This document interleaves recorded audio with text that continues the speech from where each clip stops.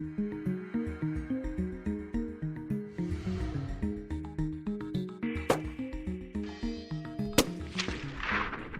right, guys, we got through with zeroing. We've came out to the range. Now we're actually going to get a range card, all right, or gather our dope. Dope was initially the data gathered on previous engagements. That's what dope means, all right? In the past, we would actually gather our dope by shooting at different ranges, starting out at 100, what we did previously, moving to 2, 3, 4, and so on. This would actually take a lot of time, and you'd write all the information down in a data book. And you'd carry that data book with you when you found yourself in a position that was somewhere like something you shot in the past. You would pull that information up and actually shoot the hole that you shot previously, that you got the actual impact that you were looking for. Well, nowadays it's a little bit different, all right? The Army ballistic computer and the ballistic solver that the Marine Corps went with is the A-Trag. It's from Horse Vision. Guys, this will work in mills, it'll work in MOA as far as your holes. The computer works in anything. It's not set to a Horse Vision scope. It can run off. We even teach people how to true their ballistic reticles, all right? In the military and law enforcement, even in the private sector and the hunters, they actually use sometimes a ACOG that is a ballistic reticle or other types of ballistic reticles, all right? But the PDA works with any kind of weapon system. But what you need to understand is it's a predictive polynomial curve. It's still just a close guess, a mathematical close guess, all right? So what we're going to do is we're going to actually go through the PDA. I'm going to show you how to use it. We'll go step by step. If you have any questions, just blurt them out and we'll walk through them one by one. All right, what I want you to do first, I want you to actually go in and build a gun. So down bottom, low left, hit gun list. All right, once you've done that, hit add new gun. All right, then go ahead and name it whatever gun that you want to name it. And a lot of times with a lot of the groups I work with, I want them to name it your name, Mark 13, 191, whatever your ammo is. For the hunter or for whoever else, if you have different types of ammo, you might set up the same gun with different types of ammo. It may be Black Hills, maybe Ruag.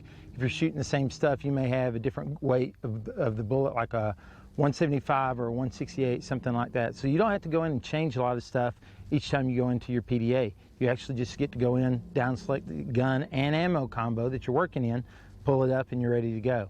All right, now that you've actually named a gun, what I want you to do is go into gun list, select that box by that name, and hit open. All right. From there, what we're going to do is go to up at the top left, it says gun. All right, we're going to plug in all our gun data now. All right, what you're going to see is it's going to pull up a lot of gun information. All right, first is your bore height. All right, you can measure from center of bore to center of scope. All right, and when you do that, somewhere right at your turret. All right, it should be in the center of the bolt to the center of the actual turret on your scope. Now, if you don't have a micrometer or a ruler or something in the field, and we really try and work around doing stuff in the field as much as possible, all right?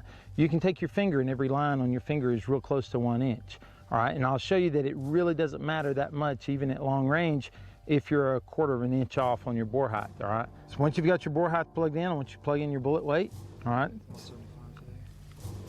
Next, after you plug in your bullet weight, plug in your bullet diameter. Now, you're shooting a 30 cal bullet. Unless we're running 5.56, which we'd plug in .223. The next one down is C1 coefficient. All right, that's your ballistic coefficient of your bullet. All right, back in the 1800s, Charles Cupp came up with a way that we actually define what a bullet is as far as the numerical value that we put on it. All right, so he shot a 1 inch diameter bullet, all right, that weighed 1 pound. And when he shot it out, he deemed whatever the actual performance that bullet actually gave him, he deemed that to be a 1 BC. All right, he made another bullet, deemed it to be a 0.5 BC. From that, it's the same way that we look at girls and go, wow, she's a 10, she's a 6. It's the same thing that we're doing with the bullet, all right, but we're just putting a numerical value on it, all right? So really what you're doing now, you're trying to define how efficient that bullet is in flight, all right? How well it will fight through wind, how well it will maintain velocity. That's what we're looking for. So the 175 grain bullets, go ahead and plug in .47. And we'll quantify this a little bit. A lot of the data that you're going to see, the 175 Sierra, they say it is a .496. All right, that's based off of a G1 scale. All right, so we need to talk about G1s and G7 scales. A G1 scale is a higher lenticular curve based off of a bullet that is not as efficient in flight. All right, so with all the math that it has from muzzle velocity and weight and efficiency of the bullet being the BC, it's going to have a higher arc, all right, a higher lenticular curve. Then you have a G7, which is something like you'd use for a VLD bullet, which is a lower lenticular curve or a more shallow lenticular curve. All right, well, if you look at it, really, the ATRAG ballistic solver doesn't run off either. All right, it's a morphed G1, G7 that was actually developed by Bill Davis with all the data that he built shooting through Dopplers. All right, this is actual flight data of the bullet itself. All right, so he took that data, compiled it, Horus Vision bought it, and actually stuck it in a ballistic solver. So we're not really in a G1 or a G7. That's why a true G1 may be somewhere closer to a 4.96. I'm not going to argue that point. All right, but what we've actually found is the actual G1 is closer to a .47. We've actually shot at 1,000 yards, thousands of bullets, and actually tracked, shooting through 3 chronographs all at the same time to where we had a good close guess. All right, you really need a calibrated chronograph to do this. All right, but based off the actual impact of the bullet, it can tell you your actual BC if you know the velocity. The problem with this, ballistic solvers are predictive, all right, meaning that they're giving you a mathematical guess. Well, if you have a BC that's slightly off, all right, it's going to actually, and you shoot through a chronograph that's even calibrated, but it's actually not a real BC, your ballistic solver is not going to give you accurate data, all right, because you have bad information. It's just a computer. You put in bad information, it's going to spit out bad information. So what we did, we went in and changed it. We have a truing option, which we'll get to in a minute, but I'm going to explain a little bit of why we use a truing option. All right, if we don't know, or we're just getting close to an actual BC for that bullet, all right, and we find out where the bullet actually hit downrange, somewhere around the start of transonic flight, all right, and the reason we do it at that range is if you do it anywhere any closer, you can't see the separation in the algorithm. But the further we go out in clean air meaning there's not transonic shock waves affecting the flight path of the bullet, the further we go out, we see more separation in the algorithm, so we can actually refine it a little bit more. All right, so basically what we do, we tell the PDA where the bullet actually hit. By doing that, we're truing the actual data that the PDA is spitting back out at us. All right, so that's a little quick lesson on BCs and how we actually use them. We'll teach you a little bit later how you can actually go in and figure out the actual BC of your bullet by truing your BC. All right, now, next we'll go into rifle twists. All right, when we started looking at rifle twists, basically, guys, your 308s that we're running today, most of them are all around 11 twists. All right, the 300 should be somewhere around a 10 twist. That means there's one rotation in 10 inches of barrel, all right, or one rotation in 11 inches of barrel. So if we have a 15 twist, it actually takes longer, so it's actually a slower twist to get that full revolution.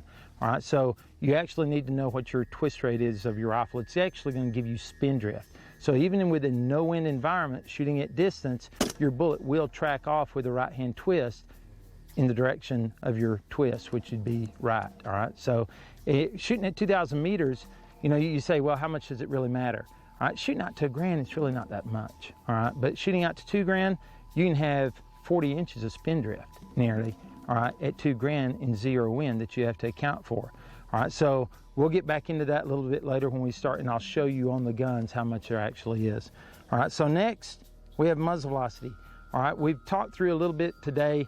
The different barrel lengths are going to determine muzzle velocity a little bit, but we're actually going to find our muzzle velocity. All right, the way that we do that is through truing. So we'll go get set up on the weapons here in a minute.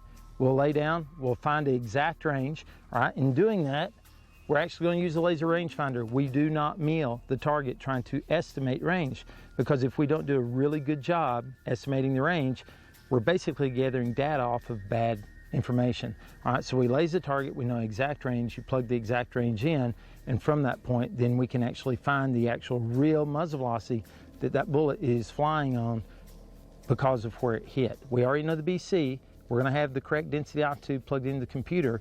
The only other option is actual muzzle velocity. And wherever the bullet hit, it tells us the muzzle velocity. We're not making up anything on our own. We're actually tracking where the bullet hit, and the bullet tells us what the formula needs to be. All right, so once everybody's got through with that screen, your zero range is at 100 meters from this morning. All right, next screen is atmosphere in the middle column. Go ahead and hit on it. All right, you're going to see AT and TBH up at the top. AT is altitude and temperature. TBH is temperature, barometric pressure, and humidity. All right, I like to run on the temperature, barometric pressure, and humidity because it gives a closer resemblance to what the bullet is actually flying through, all right, on how dense the area is. Temperature and altitude gets us close, but we're at 2,700 foot right now. And within a couple of inches until the end of time, we're going to be at 2,700 foot. But because of cold fronts and warm fronts that come through the area, the bullet may think that it's 400 or 500 feet higher or lower than that because how dense the area is at that time. So if you use barometric pressure, all right, you're going to get a closer resemblance to actual denseness of the air with temperature, barometric pressure, and humidity. And humidity doesn't play a huge role, and I'll show you in a minute how much it actually plays. All right, most of the time we keep our humidity at 50%. All right, that's pretty much across the board. You can plug in the exact number if you want to, but I'll show you here in just a minute. We'll make a full swing. You'll see how much actual change there really is. All right, target, you go ahead and hit it. All right, you're going to see latitude and direction of fire in the first two columns. All right, what that is giving us is actual Coriolis. All right, Coriolis is while the bullet is in flight. All right, if you're shooting it at a long enough distance that it has a long enough time of flight, the rotation of the Earth, all right, what you thought you were aiming at has actually moved and moved around the rotation of the Earth. So if you're aiming at the top of this target, if it has a long enough time of flight, it's moving around the curvature of the Earth, and you're actually shooting due east, you're going to hit high. At 2,000 meters, you'll hit close to 20 inches high. Obviously, shooting to the west is just opposite. All right, it's moving to the east, so your bullet is actually going to hit low. You were aiming at the head, but it actually moved up. The perception of where you aimed, your bullet's going to hit that at that spot, but the target actually moved up around the curvature of the Earth. All right, so wind speed. All right, wind speed, there's two blocks now. All right, there's wind 1 and wind 2. Obviously, wind doesn't always blow 6 miles an hour. All right, so what we did, we went in and plugged in where we could say, hey, wind's gusting today from 8 to 10 miles an hour, so you can plug in 8 and 10, and you don't have to wait for a medium wind to shoot in. All right, it may have spit out, hey, wind's from 6 to 10 today, and you plug in an 8 mile an hour wind initially, and so you're having to shoot in the medium wind. Now I know my holes for a 6, I know my holes for a 10, I can extrapolate between those holes at any wind speed anywhere in between. All right, so we're making a more knowledgeable shot at all times. All right, underneath that you have wind direction. This is in clock positions. All right, so based off the line that you're shooting at towards your target, 3 o'clock's going to be due right. All right, 9 o'clock's straight to your left. All right, obviously based off that, it's going to give you a cosine of the wind and the actual value of it.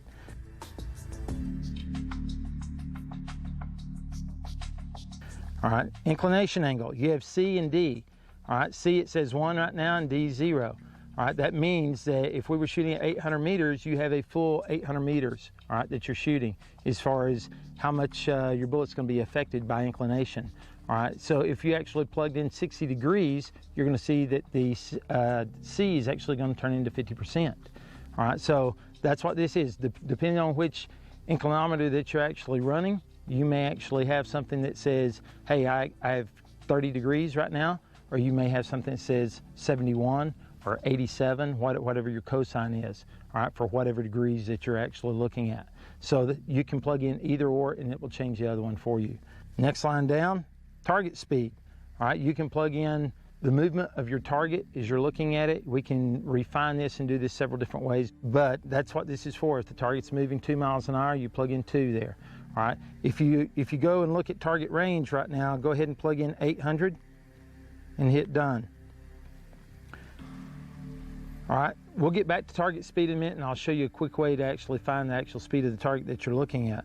I told you to plug in 50% humidity. All right, Travis, I want you to go under atmosphere and change yours to 10% humidity and tell me your hold. 8.67. All right, 867, change it to 100% humidity. 861. All right, difference of 0.06 mils. All right, 0.3 mils is real close to a minute of angle. It's 1.08 inches at 100 yards. All right, so what you're going to look at is 0.06. 0.1 is a third of that, right? 0.06 is nearly half of that. So you're looking at a sixth of a minute of angle in a full spectrum of humidity. All right, 0.06, we can't hold it. We hope that we can run somewhere around a quarter minute. All right, a quarter minute would be awesome if we can hold a quarter minute. All right, most of the guns and ammo combinations that we work with are somewhere closer between a quarter and a half, hopefully. You know, still half inch is really, really good. All right, so when you're looking at a sixth of a minute of angle, this isn't something that we really worry about. So by plugging in 50%, what does that do? Cuts that air in half, and now we're only dealing with 0.03 mils, all right, which turns into a 1/12 of a minute of angle. All right, so it's in either direction. So it really doesn't matter that much. So getting wrapped around humidity, which I hear a lot of people doing, talking the talk, it's not worth it. Yeah, it's really not. All right, if you're shooting out at extended ranges, and I'm talking 1,500 meters with a 308, then I might want to go ahead and actually plug in the actual humidity. But you're going to see once you start testing and playing with it, even at that, it's not going to be that much off. You know, you're going to have a lot more problems come up that you can't assess whether it was from the humidity or not. All right, shooting at those kind of ranges, or shooting out to 2 grand with the 338 Lapua, something like that. It's not bad to actually plug in the actual data, whatever the actual data is, but you ain't got to get wrapped up on it out to 1 grand, you know, what we're going to be shooting today. All right, so everybody's looked at gun, atmosphere, and target. Then you have truing drop. Now that's what really sets us apart from most of the crowd. The truing drop information is what we talked about earlier. That's what we're fixing to go do. Guys, we can take, after we've zeroed, all right, from that point, we move out, and within 1 round, we can actually get a good true. All right, Jason St. John and Robbie Johnson, a couple of shooters that I know from down at Benning, they were shooting in a sniper comp, and we actually sat down and did a quick demo with them. At 795 meters out, I told them to shoot at a target after they zeroed a gun they'd never shot before with ammo that they'd never shot before. They zeroed the gun, got a good quick zero, turned around and shot at 795. I gave them an errant muzzle velocity. I told them it was too fast. I knew that ammo wouldn't be running that fast, but I knew we could see the miss and see where it hit. All right, based off that one miss, we gave him a second shot correction, which hit center, plugged the information into the PDA. So from that one miss, we had our algorithm. We had a pure range card. All right, now from that, he engaged targets from 300 all the way out to 1,000, never missed high or low over 4 inches all the way out. All right, so like you said, this does set you apart from the crowd. And how did you come up with this concept of truing? You know, it was what I call cowboy math. I grew up in West Texas. You know, it was common sense approach to everything, ranching and farming. So instead of being a ballistician, all right, and I know that to be more refined, if I had a calibrated chronograph and I really knew the actual BC of the bullet, and that becomes another issue because bullet companies sell bullets by BCs and basically the terminal effects of the bullet that it has on target. All right, so if you're a target shooter or a paper puncher, you want a good high BC, something that's going to fight wind well and fly good. All right, if you're hunting or doing something else like that, obviously you have to have both. You know, you have to have one or the other. You may have to give up a little bit here, get a little bit, you know, somewhere else. But basically, you want it to do damage on tissue so you can have a good, quick, clean kill when you're out hunting. All right, so when I was looking at that, I noticed that my BCs always didn't match up with what the company said they did. All right, and like I told you earlier, the way I actually find my BCs, and I called Ken Ayler, the guy that makes the Ayler chronograph, and asked him if what I was doing was correct, and he said, absolutely, we're gathering actual data that way. It's an actual BC. And I've talked with Brian Litz. All right, he's a ballistician for Berger, and he absolutely agrees that what we're doing is correct. If you have a calibrated chronograph, all right, and if you know the actual BC of your bullet, then you don't have to true. All right, it's going to give you a good algorithm, and it's going to be a pure algorithm. But the problem is laymen, we don't have access to Dopplers. All right, if you got a Doppler in your backyard, go use it. All right, it'll give you good data. Most of us ain't got one. All right, so what we have to do, based on where the bullet hit, I didn't want to read off PDA because PDA actually gave me errant data. If you're wanting to do headshots at 800, a lot of times if you just go off what the PDA said, you were going to miss. So basically what I did, I said, hey, this is a page that I want. This is what I want it to say. When I shoot, wherever the bullet hits, I want to plug that in and tell the PDA to change all the math to match where that bullet just hit. All right, so minimal starts about, with the 308 today, about 600 meters. That's minimal. All right, up to transonic. Now transonic is right at, in my opinion, about 1,340. I know it's a little bit pre-subsonic, but depending upon density altitude, I don't want to get into transonic flight. All right, so 1,340 feet per second is getting close to transonic. All right, and so that's what we're working off of. All right, so you're going to look at your range card here in a minute. You're going to change your last column to remaining velocity, and you're starting to scroll down until you see 1,340. So go ahead and do that now. Hop into range card up at the top right. All right, once you plug that in, Down at the bottom, it says last column on the bottom left. Last column, make it read remaining velocity. And you may need to change your setup to 5 meter increment. All right, you can start it at 100, in range being somewhere around 2,000. 1343, that's what I got. Yeah, that's close. That's good enough. So what range is that at? 810. 810. We need to find a target out here somewhere close to 810. All right, and then we'll actually take a shot on it. And if we're shooting 5.56, 300 Win Mag, all right, the closer you get to transonic, the more pure your algorithm is going to be for what we have access to. Like I said earlier, if it's a calibrated chronograph into the known BC, it's going to give you good data. So 1340 is that magic number then for any caliber? Yeah, because it's speed of sound. Yeah, 1,061 plus temperature of the day gives you a close speed of sound, all right, converted to feet per second. So if today's, 70 degrees, all right, 70 plus 1,061, all right, it's 1,131. All right, that would be the speed of sound today. And it's not perfect, but it's within a couple of feet per second. All right, so it's good enough for what we're doing. All right, so the 1340 is pre-transonic flight. All right, what we don't want to do is actually run out and try and true a 308 at 400 meters, because at 400 meters, I can be a minute of angle off. All right, I can be doing headshots on an 8-inch plate at 400. All right, when I do that, the top of my cone, all right, the top of my dispersion on my 1-inch group is in the center of the target. All right, the bottom of it is nearly at the bottom of the plate. I'm calling that, hey, that's just me. That's just me. I'm hitting center. And then you hit one that's a little low, and you want to blame it on yourself. No, you still remember all the good things that happen in life. So you're saying you think you're good. You may actually adjust it up and move it, but the problem is the difference in a minute of angle at 400 is 120 feet per second. All right. Once you move out to 800 meters, that same change is going to be over a mil. All right. So you can't assume what your muzzle velocity is by truing at 400. You need to stretch the algorithm out to see the actual dispersion, all right, and see the difference in where the predictive algorithm is and the actual algorithm is.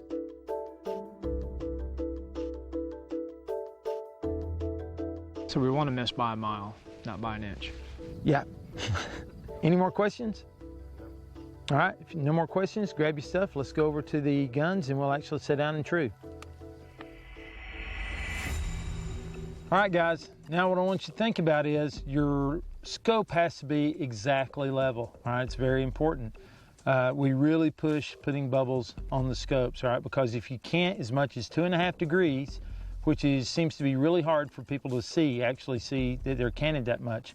Obviously, looking out here, we're not on a golf course range. This is a real world range, has lots of curves, lots of hills. It's real hard to depict what is level. All right, so having a scope level is real important. If you're 2.5 degrees off, you're going to hit 1/2 tenth of a mil every 100 meters in the direction of your can of your scope. All right, so if you're 5 degrees off at 800, you're going to be 0.8 mils in the direction of the can of the scope. So really work hard at leveling the scope, making sure it's as level as possible. All right, Travis, pull up a PDA, go to range card, find 1340 under remaining velocity, and tell me what range that is. And y'all remember, this is what we call pre-transonic flight, the transitional period to where the bullet's going from supersonic into subsonic flight. All right, we want to go right up to the edge of it, all right, right before we go into transonic flight. 795. 795, all right? Look out to the left, all right? There's 2 targets on the left side of the range. Go ahead and hit the closer one. That's 797 at the All right, that'll work. So that's perfect. And it really doesn't matter. You can be plus and minus, 50 meters on this thing. You're going to be okay, all right? But you really want to be somewhere around that range. Like we said earlier, if I had to, I could do this at 600 with this weapon system, but it's going to give me a cleaner algorithm, a more pure algorithm, the further I can go out pre-transonic, all right? Speaking of level, it's funny because this particular target where it's at, the horizon looks straight out there, so I naturally want to put my reticle on the horizon, but when I look at the gun level, it's not level at all, so that's something that people need to really think about. Yeah, and a lot of times as you look at the target down over the top of the scope, if you level your top turret, yeah, all right, it's going to give you a closer guess than just looking through your reticle. All right, a lot of times out here to mess with the guys for training purposes, as you notice, we hang the targets a little off-centered, all right, to where they're not straight up and down. All right, that's on purpose. And guys, remember, it's real important. We've already plugged in the current atmospherics, all right, barometric pressure, temperature, all right, and humidity at 50%. But we've actually already plugged all this information in. It's very important that this is actual, not a guess.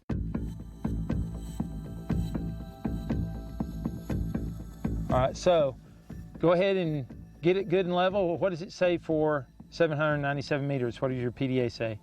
8.78. 8.78, your hold, right? Right. So go ahead and give me 8.8 in the center of the body on that target. Go ahead and hold left edge.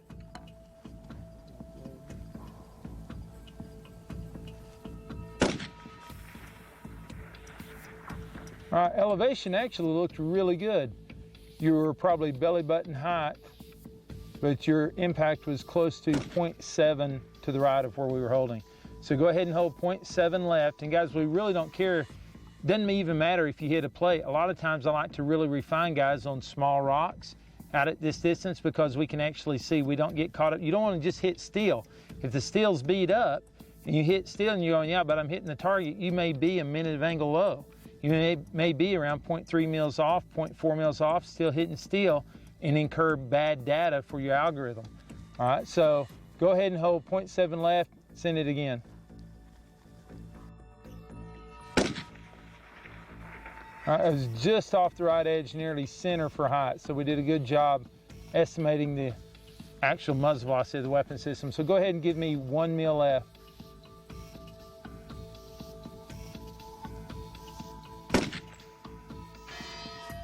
Good, it's a nice hit. All right, you hit just under the lower chin. Send one more to confirm. All right, it's a headshot. All right, so you're holding center body? Center body. All right, from that, I want you to mill it and tell me how high you're actually hitting above where you're holding. You're about 0.3 high, correct? I am. All right, and you were holding 8.8? My impact is 0.8 high. 0.8 above where you're holding? 2, 4, 6. I tell you what, no, it's the 6, average hit's about 0.3 up, so you were holding 8.8. Give me 8.5, center of the target. 8.5. And all you have to do, guys, is just place the 8.8 where you're holding and look at where it was hitting on your reticle. Center body, left edge. All right, so now what you do is you go to your home page, go to options in the bottom left. Once you pull up that, you're going to go to truing drop halfway down that pop-up screen. Okay. Under the range, you're going to see a drop of 8.8 in a white column. Change that to 8.5. All right, hit calc on the top right. Got it. All right, and then hit use MV, and then hit accept. All right, once you've done that, okay, look under your gun information. What is your muzzle velocity? 25.75. All right, good deal. All right, now, Travis, what you're going to want to do now is go into gun list, select the gun you're working in, and save your gun so you don't lose all that good data. And guys, really, it's just that easy to actually find your data book or your dope. All right, perfect dope, and we could have done him in one shot. All right, he actually hit off the right side. All right, then he hit the target consistently, just barely high. We actually told the PDA where his bullet was hitting, and now he has an actual algorithm. All right, so once you save that gun data, you're good. And that would be good information to actually write into your actual data book now, is what the muzzle velocity was on this lot of ammo. Once you shoot out to that distance, you want to come back in and confirm at a medium range, because if you did anything wrong with your data for atmospherics or gun data, you're going to have an error in your algorithm and you won't hit where you're holding. Now, what we're going to do real fast to verify, you see the target that's about 400 meters out, the one just underneath the heel? Yep. All right, range that target. 405. 405. Plug in 405.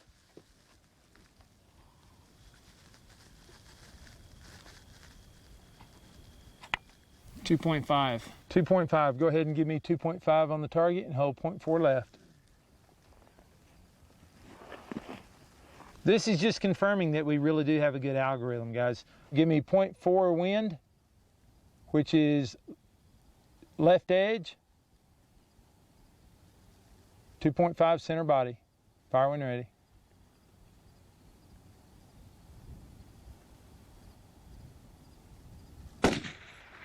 All right, center hit. Good job. All right, Chris, you're up. You're going to do the same thing. So you're going to plug in 797 into your PDA for target range. I've got 8.7 is what mine's saying. All right, give me 8.7. You're shooting 308, correct? Correct. All right, go ahead and give me 0.7 left.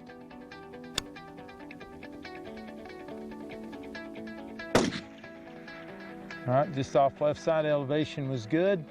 Give me a center wind. Nice hit. You hit right on Travis's bullet on the left side. Go ahead and hold right edge. Give me another shot.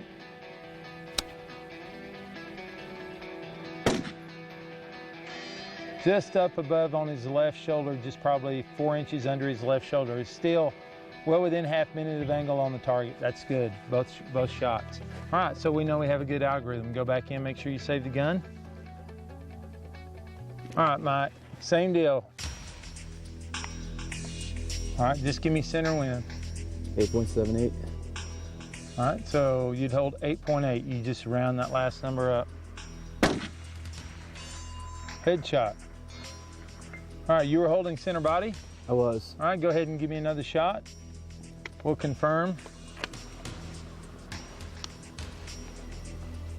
All right, we'll stay with 0.5 right.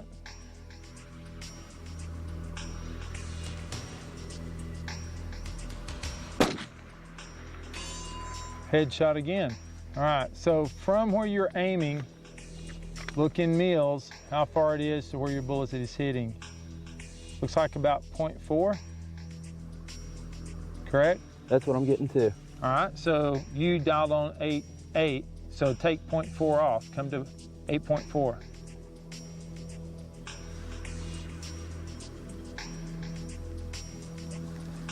right, go ahead and give me another headshot. Aim with your crosshair on his head now. Good shot. Another headshot. Stacked all your bullets right there together. For your 300 win, we're going to push this out to 1,038.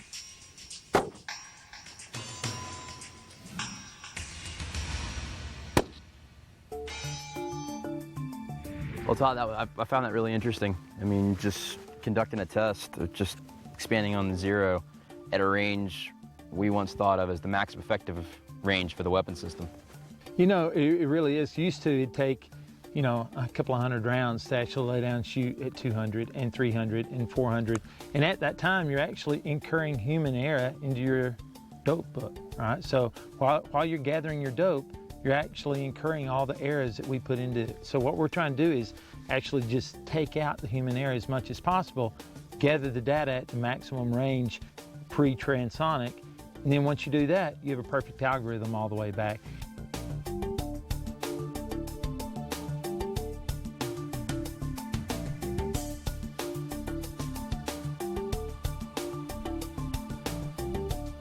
And really, you did 3 headshots at 800 meters, all right? Which a 308 used to, they thought that was the maximum range. We'll push that gun out to a mile, and you'll stay on that same 16-inch plate at a mile with it.